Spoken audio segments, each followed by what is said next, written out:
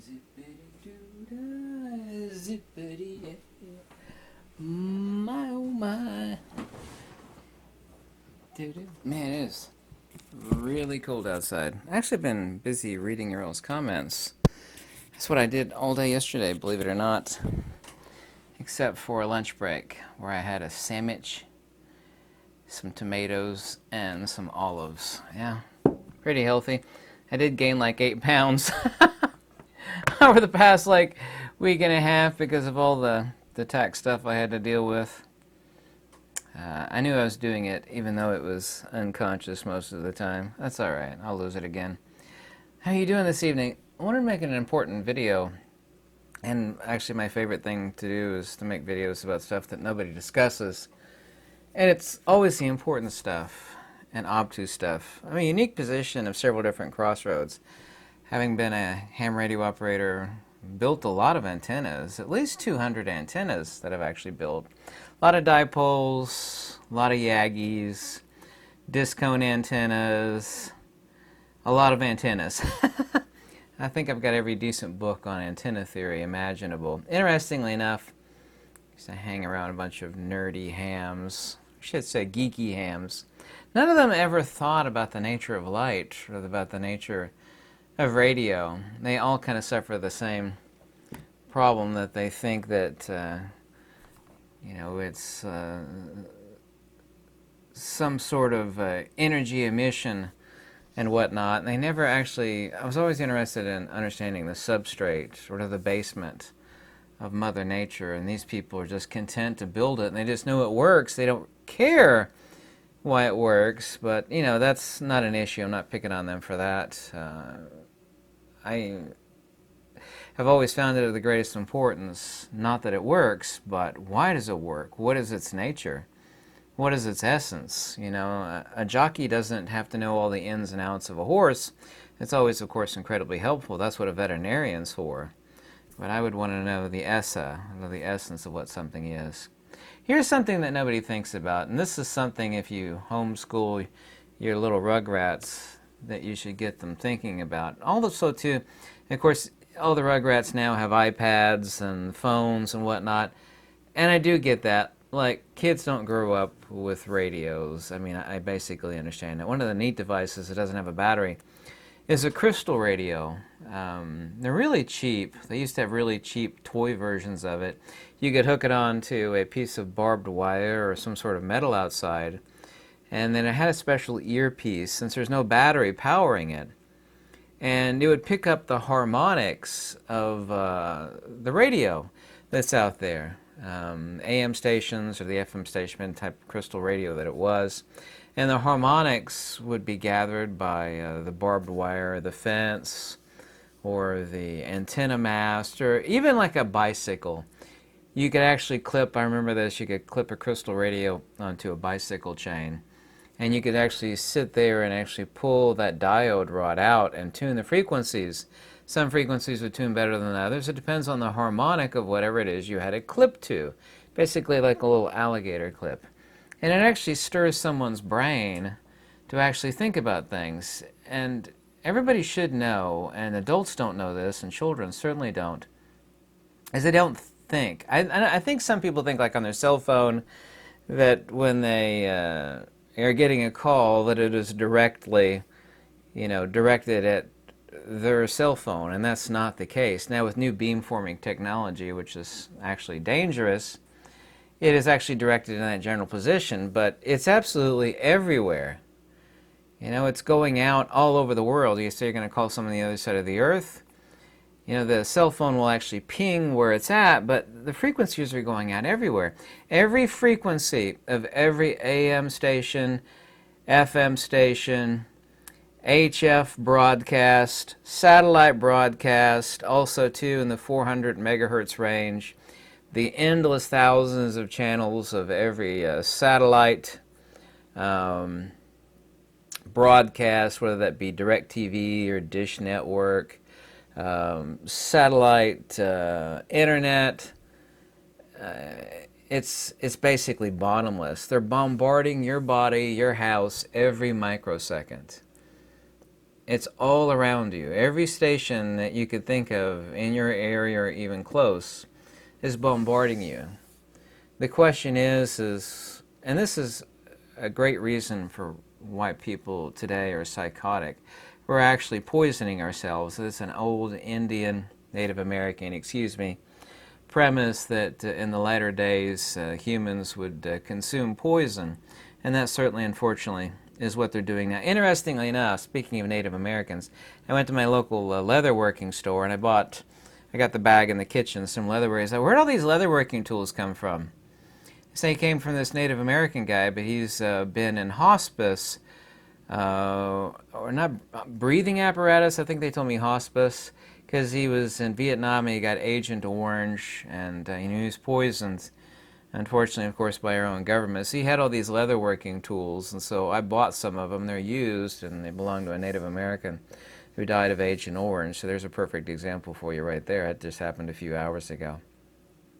UHF cellular.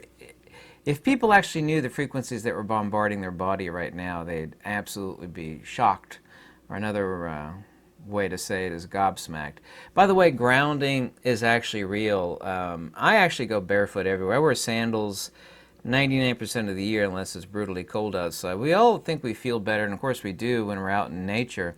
And I do when I'm out in the farm. You don't even have cell phone reception out there unless the conditions are absolutely perfect. Walking around barefoot in the dirt, and grounding actually is real, and this is actually a dissipation of buildup for better SNR signal for our own health. There's a reason, the same reason why, and the point that I was getting to is thinking about a million things at once, that HF radio rigs are grounded is the exact same reason why. They call it earthing, or they also too call it grounding. I could do a video about it, but the simple X answer is the reduction of noise. It's the same reason why you use RG8 coax instead of RG58, especially for high power transceiving. RG8 cable is really expensive and really thick. It has an enormous amount of shielding on it, and it actually increases your SNR, which is your signal to noise ratio. Human beings are extremely close to a radio, not perfectly so to a radio. Water is the antenna. Yeah, there's no radio station that can be received without an antenna. If it's actually really close and the signal's strong enough, you could actually get it, basically, without an antenna. But it has to be really strong, and it has to be proximal. The radio, of course, is the body, and consciousness is both the internal and external broadcast, the processing of which, and of course there's the consubstantiality of being. Tuning is a harmonic. This specific antenna was designed for UHF, VHF on both. It's actually a dual antenna in here, by the way. There's two separate pieces of wire. One is a harmonic for the 440 megahertz range for transceiving, and the longer section is for 2 meter, i.e. 144 to 148 megahertz. Water is the dipole antenna. I don't know if you know what a dipole antenna is. It basically looks like an upside down V. It's the most simplex HF transceiving antenna out there, but water's a dipole antenna, which of course makes life possible. All the poisons that we're consuming, like drinking, think of the 10,000 things that we drink which are not water, like soda, Gatorade, anything and everything, which is actually not water, which actually ruins the antenna. I could actually take this antenna, and it would still work for transceiving, but it would actually build up a load. The radio is such a nearly perfect, not perfect, but nearly perfect analogy for describing human health and metaphysics. You get into the broadcast station and then things kind of fall apart, but as far as the radio is concerned, I could actually take the 2 meter section of this and clip it right about there and still get about 70% efficient transceiving. However, what will happen is they'll build up a load and they'll slowly burn out the antenna. The same is true of the system of the human body, is that we're ruining the antenna, which is the water in our body, which causes cancer. To what percentage what we consume versus the frequencies that we get where people are not... Everybody was walking around. You know what a near perfect insulator is? They talk about in the lightning storm. you should get in your cars because the tires will protect you. That's generally accurate. You could actually still die, and people have died, from direct lightning strikes, even though they're inside of a car, which is essentially a Faraday cage. But they're on 4 tires with enough amperage you can kill anything, whether it's shielded or not. But everybody's walking around, 99.9% of the world, well, somewhere in that vicinity, is walking around on rubber-soled shoes. They are never grounded. Some people call it grounding, some people call it earthing. It doesn't matter what you call it, but it is effective. It's no different than grounding out an HF rig. You'll actually get static. You'll get insufficient transceiving unless the unit is grounded. You could have, and I have had, like ICOM 706 Mark II Gs and expensive Kenwood transceiving units. You have the best antenna in the world, the best radio that money can buy, but without grounding, you got a problem with it. It's inefficient and you're not getting your bang for your buck for the expensive gear that you have. And the same is true of the human body. There are many people, by the way, there's an easy way to ground yourself or to earth yourself, is you can actually take a copper plate and bend it where the pad of your foot directly underneath your 4 toes is in contact with part of the plate, and bent around to the outside of the sandal, for example, where it's in contact with the earth. It doesn't matter that your foot is directly in contact. You're still grounded. This is a simple device I thought about. I probably shouldn't have mentioned this. I thought about actually creating something like this and pitching to somebody as a patent, and maybe I shouldn't have talked about that. I've been thinking about that for a long time, about pitching that as a super simplex device to add to footwear so people could ground themselves out and then actually have better health. Other people will actually lay on Faraday mesh on their bed, and it will be soldered to a wire. It goes outside to a copper grounding rod. I have a huge copper grounding rod. It goes about 6 feet into the ground. It's really beefy, very expensive. I don't think people know what it is, otherwise I would have stolen it because it's a lot of copper outside of my bedroom over there. Here's another thing, and you can go on YouTube, and there's many examples. It's very, very dangerous. You should never do it. The Russians are the ones that have mostly done it. There's several examples. So someone that's been studying field theory for a long time. Type in grass radio, or type in AM grass radio. What they'll do is they'll like grab pieces of long grass. It's like, 2 or 3 feet long. They'll go to the AM broadcast station. Very, very dangerous, that close to the radiation. They'll actually put it up against the base of the AM broadcast tower. Deadly dangerous. You could die from this. And you could hear the AM broadcast literally being broadcast through the water and the cellular membrane of the grass itself. Just type in radios, type in AM radio, type in grass radio. That's it, grass radio. Just literal grass that's growing on the dirt around the AM broadcast. Other ones is sometimes the power lines will go down. One is a team of linemen that go out to repair a live line. Before they turn the power off to repair the line, all the linesmen, even the experienced ones, there's a broadcast station off in the distance. You can see it. It's about a couple miles away. Totally real. Pure logic, pure facts, pure science. It's whipping around on the ground, this high voltage power line. And of course it's interacting with the grass that's on the dirt. And these people these linesmen are freaking out. I can't find the link on YouTube. It used to be on YouTube for years. It's still there. I'd have to do a deep search to find it.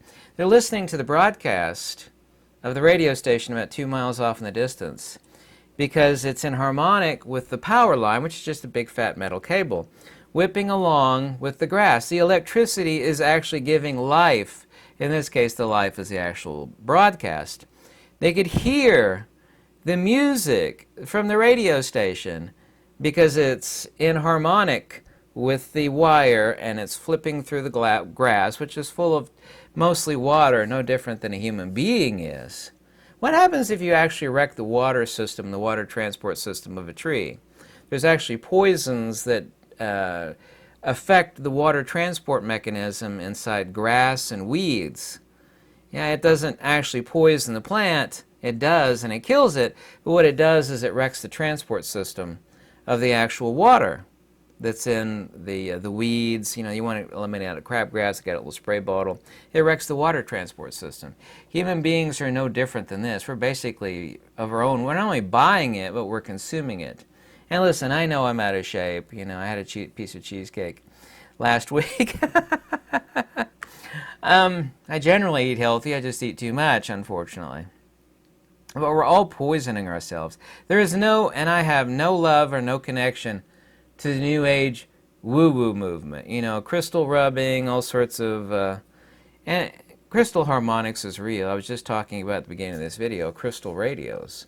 Every little kid should actually get a crystal radio, and part of their homework as some kid that would be homeschooled to think about frequency and wavelength. The nature of light is its frequency and its wavelength. This is the harmonic at which it can be tuned. Consciousness is not a conventional EMF signal, electromagnetic radiation signal, but it is tuned by water. Water is the dipole antenna, which of course makes life, consciousness, and the consubstantiality, i.e. thereof life, which is of course the consubstantiality between matter and spirit, i.e. consciousness, i.e. life, possible. Reason why so many consciousnesses are out there completely messed up, you know, people have gotten crazy, messed up consciousness. The poisons that we consume, the fact that, and the stressors, there's a lot of environmental stressors. There's many, many, many variables, not just one or two. But huge contributing factors are the garbage, qualitative, impure water that we consume. I don't consume that garbage that comes out of the tap. I do not. No way in heck. I've known that ever since I was a young person. It's like, I know that that is filtered trash. You know, it is recycled poo water with every form of narcotic you could think in there that people have consumed. Every form of filth and disease, and you know, it is quantitatively pure, but qualitatively impure. All of this stuff that we're actually consuming messes up the antenna of that which we are. Like I said, I could clip off the 2-meter section of this antenna. It will still work, but it will quickly burn out. What does that sound like? You want to talk about a near-perfect radio analogy, which it is nearly perfect. Yeah. What's something that's nearly perfect analogy to? You got a healthy person and they start consuming poo and poison, you know, not literally, but I mean the stuff that comes out of the tap, drinking Gatorade, yada, yada, yada. It's no different than, like, well, this radio say it lasts, you know, take good care of it, it'll last 4 years. But what if I clip the antenna, like, right there in the 2-meter section? It will still continue to work, but some of the load, because it is no longer a harmonic, with 2 meters, some of the load of the transmission, the energy and wattage, this is a transceiver, it's not just a receiver. Some of the energy and wattage will feed back into the radio and cause its own early destruction. Sounds like a near-perfect analogy to me, and it is a near-perfect analogy. All of this gets back to the understanding of the nature of light. Matter is nothing other than high-energy light. That which human beings are as far as their life and their consubstantiality, i.e. of consciousness, which is the conventional persona non grata, requires that we have harmony, and harmony, as far as the Greeks, and it doesn't really mean harmony, it means proportionality of logos between the absolute and the terrestrial. And it is called, it's the reason why I've got it tattooed here across my knuckles. The Greek word for that, the Pythagorean actually, is Yulgata. That's translated as harmony or health, but what it means is proportionality between the divine and the terrestrial working in harmony. Any antenna is nothing other than a harmonic relative to the signal it's intended to transceive. This is the 2-meter section right down here. Is a separate wire, you can't see it, right against it. It's the 440 section between 440 and 444 megahertz. It's a harmonic. It is cut at a proportionality of the wavelength of the frequency it is designed to transceive. The frequency of life itself, i.e. of consciousness, is in the water. Water is the antenna of life. What do you think? What's that old thing I heard from a guy who was very brilliant? He said, if it didn't exist 150 years ago, we shouldn't be eating or consuming it. Pretty brilliant, huh? Isn't that brilliant? Pretty sure like Gatorade, tap, qualitatively radically impure tap water with fluoride in it and every other form of filth of, you know, that's a trillion times recycled poo water. Toilet water, poo water, it's filthy. Well, it's quantitatively pure. It's been tested for particulates. It is quantitatively pure, but it is qualitatively horrifically impure. Qualitatively, it might as well be nuclear waste. All the poisons that we consume, there are many stressors of the body and that which makes people crazy. It also, too, wrecks our DNA. Did you think cancer was this prevalent back in the day? No. Did it exist? Yes. There's a study about, and it's purely speculative before like 150 years ago. They talked about cancer from,